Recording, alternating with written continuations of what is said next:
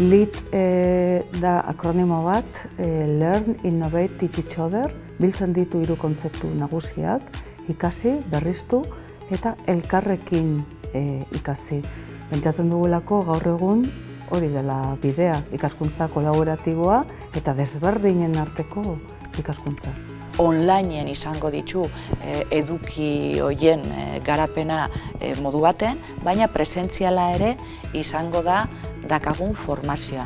Eta presentzialitate hori workshopen bidez edo adituen hitzen bidez garatuko lituzke ikasleak. Guretzako ikaskuntza esperientziala izatea izango da ardatzetako bat eta gainera modu kolaboratiboan. Masterrean bidai lagun badaukagu, Team Labs, Madrileko laborategi, ikaskuntza radikalaren laborategi bat. Beraz, masterra izango da bitokitan, Madrilen eta Bilbon. Bestalde batetik, erakundeetan talentuaren garapenarekin eta bizialdi osoan ikasketarekin eta kudeaketarekin lotutako beharrei erantzun nahi diogu. Master berria da eta gainera formetan ere berrikuntza ekarri nahi du.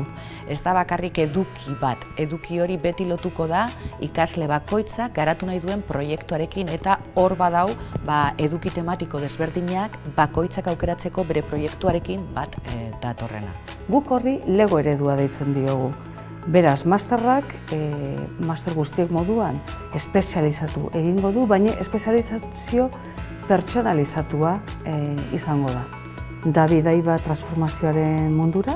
Eta pentsatzen dugu jendea trebatuko dela proiektuen diseinuetan martxan jartzen eta ebaluatzen behar horiek dituzten kolektiboei begira.